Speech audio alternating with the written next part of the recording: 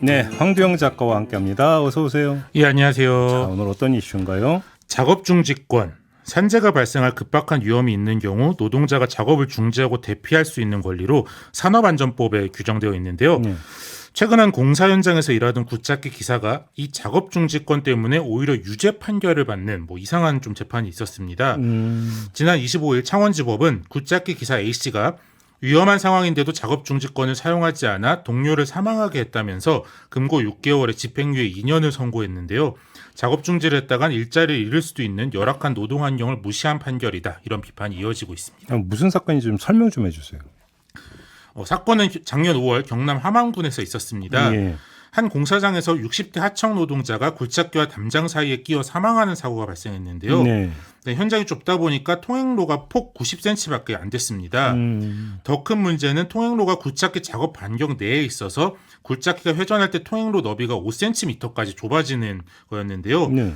굴착기 회전하면 그냥 간신히 벽에 안 닿을 정도다. 그렇게 상황을 보면 됩니다.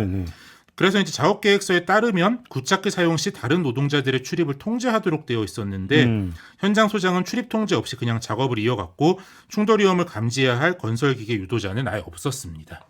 그럼 현장 소장이나 사업주가 처벌받아야 되는 거 아니에요?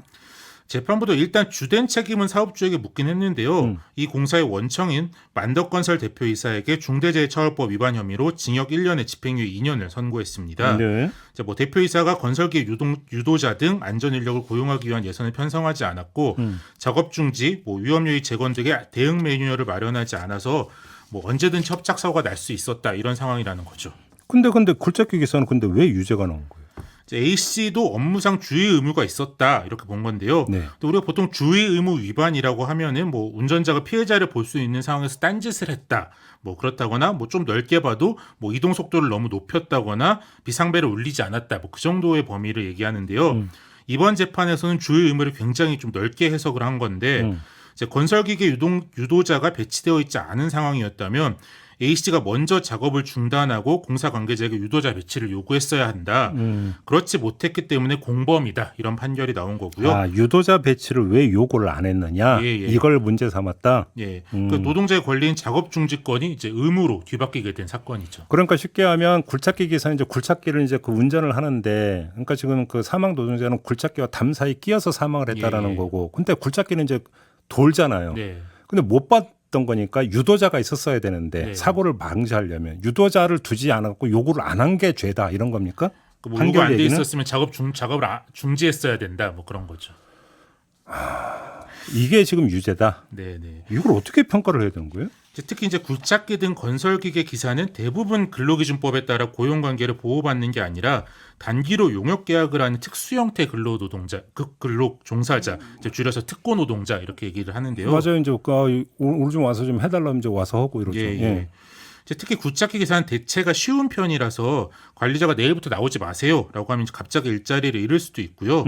또 이제 그 현장 일은 어떻게 마무리를 한다고 하더라도 이제 업체의 블랙리스트에 오르면 그 업체 일을 계속 못하게 될 위험도 큰데다가 이번 사건처럼 소도시에서는 건설 현장이 많지 않기 때문에 특고 노동자의 지위가 더더욱 불안정하죠. 쉽게 하면 유도자 안 주면 저 일 못해요. 이래버리면 이제 아예 일감이 끊어지는데 이 현실을 모르고 그러니까 재판부는 이렇게 판결을 내렸다 이런 얘기인 거잖아요. 응? 그렇죠. 이제 작업 중지권을 규정한 산업안전보건법에는 근로자가 급박한 위험이 있다고 믿을 만한 합리적인 이유가 있을 때는 근로자가 작업 중지를 했다고 불이익을 줘서는 안 된다. 이런 규정이 있기는 있는데 이런 게 합리적 이유가 있을 때 이런 해석의 여지가 있는 게 아무래도 보통 사측에 유리하게 해석되는 경우가 많아서 이제 노동자가 정말 이걸 부당해고 소송까지 끌고 가지 않는 이상 현장에서는 좀 사측의 판단에 좀 따를 수밖에 없는 그런 구조적인 문제가 있고 이제 또 소송을 가더라도 노동자가 작업 중지를 했어야만 하는 객관적 증거를 입증하라. 그런 것들을 하면서 노동자가 실제로 작업 중지권을 행사하기 굉장히 어려운데 때로 이제 노동자가 작업 중지를 했다는 이유로 해고뿐 아니라 노동자에게 수억 원대의 손해배상을 청구하는 경우들이 있어서 안 그래도 작업 중지권이 어려운데 이걸 의무까지 보는 게 적절하냐 그런 비판들이 아니 노조를 두는 이유 중에 하나는 노사 관계에서 노는 을이기 때문에 단결된 힘이 아니면 사회에 대응하기 힘들다라는 차원도 있잖아요. 그렇죠. 근데 굴착기 기사 혼자 그거 대응해갖고 사측에 유도자 둬라 안 되면 다 일 못한다가 이게 현실적인 얘기냐라는 거죠. 그러니까.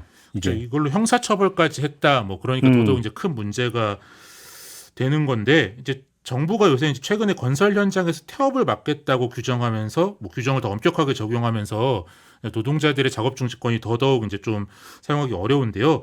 지난 3월에 국토교통부가 건설노조의 주법 투쟁을 막겠다면서 건설기업 조종사에 대한 국가기술자격 행정처분 가이드라인이라는 걸 발표했습니다. 네. 근데 거기 내용을 보면 급박한 위험 사항이 아님에도 조종사가 안전관리자 등과 상의 없이 일방적인 판단하에 작업을 전면 거부하는 행위는 부당한 태업에 해당한다.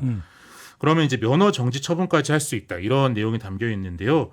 이제 뭐 더더욱 작업 중지권이 그림의 떡이 되고 있다. 이렇게 판단을 할 수 있을 것 같고 정부건 법원이건 너무 이제 노동자의 현실 뭐 또 현장을 모르는 것 아닌가 뭐 그런 생각이 들 수밖에 없는 좀 우리가 이제 갑갑한 상황입니다. 탁상 행정이란 말이 있는데 네. 그럼 이거는 탁상 판결이 되는 겁니까?